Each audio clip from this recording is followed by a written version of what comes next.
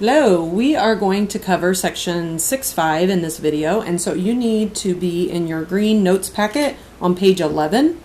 So we're going to run through the first section, which is 6.5, and that is going to go over rhombuses and squares. So we're going to fill some of this stuff out, and then you can always go back and rewind and rewatch if you need to. Okay, so first of all, a rhombus is a parallelogram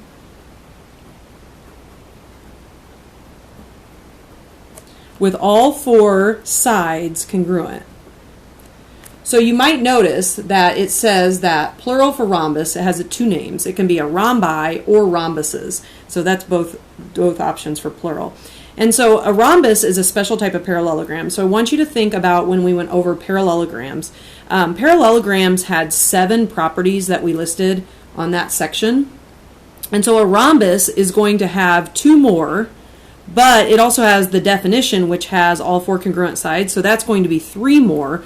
So when you see in your vocab to fill in the magic number, that's going to be a magic number of 10 because it has the 7 already, plus the definition is 4 congruent sides, plus 2 more that we do below.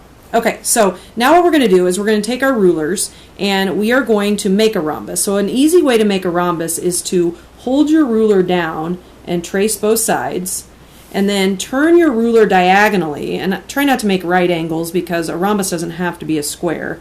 So we're going to make a diagonal turn, and then we're going to trace both sides again. So now what we have is we still have opposite sides parallel, but we also have all 4 congruent sides, which is the definition of a rhombus, which is a parallelogram with 4 congruent sides.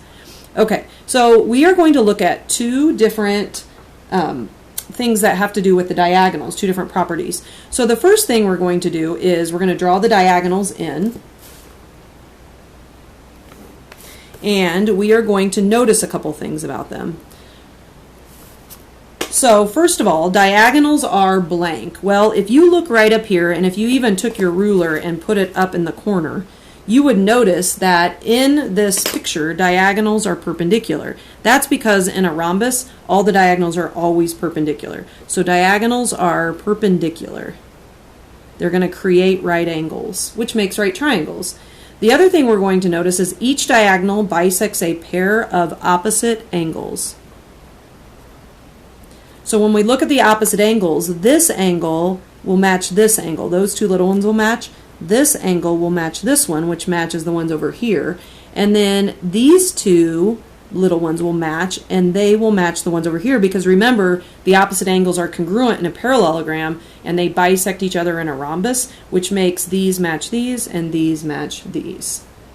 All right, so now when we add this up, again, we had 7 parallelogram properties, plus we had the definition, plus we had the 2 diagonal properties, make 7 plus 3, which is magic number 10.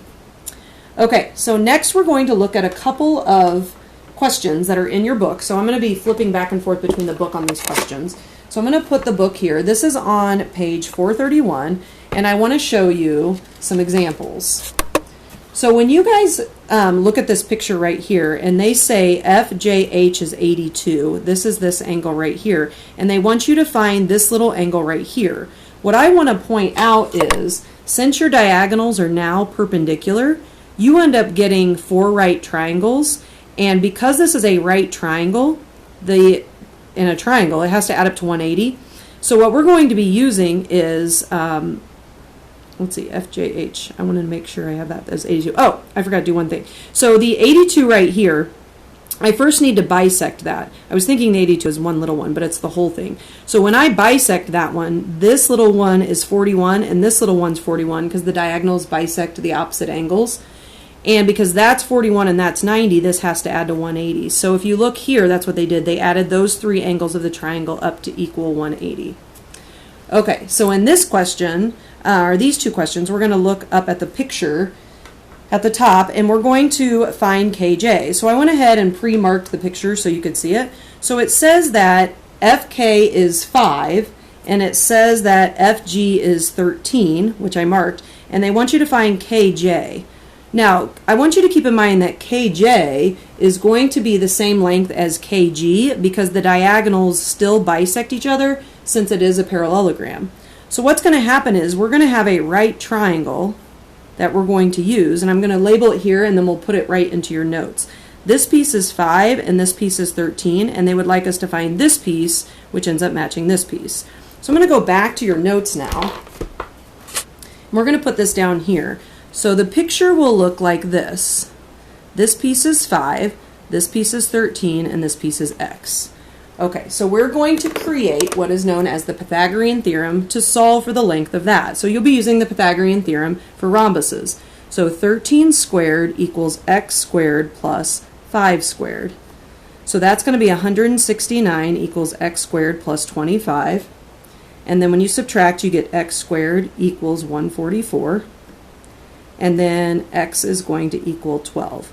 So because of that, kj will have to equal 12 also, since the diagonals bisect each other. Okay, now we're going to look at 1b. So I'm going to go back to the book, and we're going to go back to that picture. And in the picture, they're going to talk about two different angles. Okay, so let me get my picture set up here. They are looking at JKF and KFG. Okay, so JKF is JKF, and I'm saying it backwards, I'm sorry, JFK, that's JFK, this angle right here, and then they are mentioning KFG. So they're talking about these two little angles right here. Because the diagonal bisects the angles, these two angles will have to match each other. So we're going to set that up in your notes. So down here, we know that the two little angles will match because the angle has been bisected by the diagonal. And then we're going to solve, and we get 12 equals 3y, and so y equals 4 for that. Okay, now what we're going to do is flip it over, and we're going to move on and talk about a square. So a square is awesome because a square is still a parallelogram, but it has 4 congruent sides and it has 4 right angles. So a square is a special type of parallelogram. So when you guys think of a square can be called a parallelogram. It can be called a rectangle because it has 4 right angles, and it can be called a rhombus because it has 4 congruent sides. Because of this, a square has all of the properties that we've studied so far for parallelograms, rhombuses, and rectangles. So the square is considered maybe the perfect quadrilateral that we've studied. So in a parallelogram, there are 7 properties. The rectangle had 2 more. It had right angles and congruent diagonals, and the rhombus had 3 more that we just studied. So 7 plus 2 plus 3 is 12. So the magic number for a square is 12. Okay, so now we're going to go to this picture and we're going to draw a picture of a square. So first of all, a square is a parallelogram. So we're going to make the opposite sides parallel. Also, the square has 4 congruent sides. So we're going to tick all the sides, and we're also going to put 4 right angles in. So that is how a square will be marked, because it is a parallelogram and a rectangle and a rhombus. So those are the markings for it. Okay, so next we're going to talk about a Venn diagram. So I'm going to just show you one from the book, and then we're going to just sketch our own. Okay, in the book they have this as the Venn diagram. If you look, here is the parallelogram world, and in that parallelogram world we have average parallelograms. Now these are specific parallelograms. So if you have 4 right angles, you are considered a rectangle. If you have 4 congruent sides, you are considered a rhombus, or rhombi for plural. And if you have both 4 right angles and 4 congruent sides, then you actually are a square. So if you look, a Venn diagram can represent this pretty well. So we're going to come back over here and make our own Venn diagram. So we're going to first say that we have the parallelogram world. And then within the parallelogram world, I want you to make 2 circles and make them intersect. And this is going to be rectangles that has 4 right angles. And then over here will be rhombi, or rhombuses, that have 4 congruent sides. And where they cross will be your baby square. So a square is also a rectangle and a rhombus and a parallelogram, but square is the best name. So down here, anytime you're talking about a square, So a parallelogram that is both a rhombus and a rectangle will always be a square. So anytime you're talking about a square, then you automatically know that you have a rectangle and a rhombus and a parallelogram. Okay, so the last thing we're going to talk about, I kind of pre-did for you so that it didn't take so long on the video. We are going to go back to what we did the last class, and we are going to look for what happens if you have a coordinate plane and you want to decide what kind of figure you have. So I'm not going to teach distance formula with this year because it takes longer, and I want to focus on the slope formula. So if you see it says distance formula, we're just going to do it by the slopes. Okay, the first thing I did is I drew out my whatever it is. I don't know what it is, but it's a polygon so far. So I'm going to go JKLM, and notice I went in a circular order. So you can't go JKLM, you have to go in a circle. Then I labeled all the coordinates on my picture. And these are all of the questions I'm asking myself. Is it a parallelogram, rectangle, rhombus, or square? To do this, you have to do 6 slopes total, which is super annoying. So what I did is I did some of them for you. And then on the problems that you'll do in the book, you'll have to do them yourselves. Okay, this is the slope formula. So if you don't know that, you might want to write that down. Change in y over change in x. So I'm going to demonstrate one of them, and then I did the other ones for you. Okay, so JK is this side right here. When I do the slope formula, I need to take the y minus the y. So I'm going to do negative 11 minus 0. I could do 0 minus negative 11. But then on the bottom, if I do negative 11 minus 0, I have to do 8 minus 5. Okay, so that's going to give me negative 11 over 3. So that's just showing you how that works. Now I'm going to put that in the picture. So this slope is negative 11 thirds.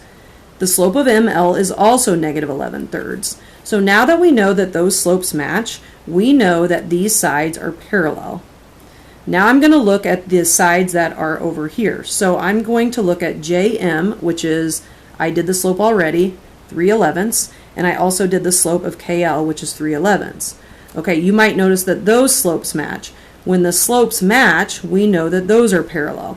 So right now I'm going to go down here and I'm going to circle parallelogram because I know that I have opposite sides parallel, and that's the definition of a parallelogram. Now I'm going to go on and check for a rectangle, which I showed you how to do last time, so we're going to do this again. I want you to look at the corners. So when I look at this corner right here, I notice that those slopes are opposite reciprocals. The same for this corner. These slopes are opposite reciprocals, and so are these, and so are these. By opposite reciprocal, I mean you flip the fraction and you change its sign. That means when you have opposite reciprocal slopes, you have perpendicular lines, and when you have perpendicular lines, you have a right angle there, you'll have a right angle there, you'll have one here, and one here. So if you have a parallelogram with 4 right angles, then I know this is now a rectangle. Okay, so the new step for today is how do I check for a rhombus and a square? So for a rhombus, we just learned that the diagonals need to be perpendicular. So I drew in the diagonals, and now I'm going to do the slopes of the 2 diagonals to see if they are perpendicular. Okay, so I'm going to show you how to do the slope of JL. So again, I'm going to do the y minus the y. So I'm going to do negative 14 minus 0. And if I do negative 14 minus 0, I have to do negative 3 minus 5. So that's going to give me negative 14 over negative 8. And that negative over negative will turn positive. Okay, so these are the 2 slopes because I already did this one in advance. This is the other diagonal. So now I'm looking at the 2 diagonals. And I'm noticing that the diagonals are opposite reciprocals. That reciprocal is flipped and it's the opposite sign. That means these diagonals are perpendicular to each other. And if the diagonals are perpendicular, that happens in a rhombus, just like we talked about on the front of this page. So now I know I have a rhombus. So the last question is, how are you a square? So we come back up here and we say, if a parallelogram is both a rhombus and a rectangle, then it's a square. So let's look. I have a rhombus and a rectangle, so I know it's a square. So honestly, the best answer for this is just a square, because if I say square, it automatically implies that it's a rhombus, a rectangle, and a parallelogram.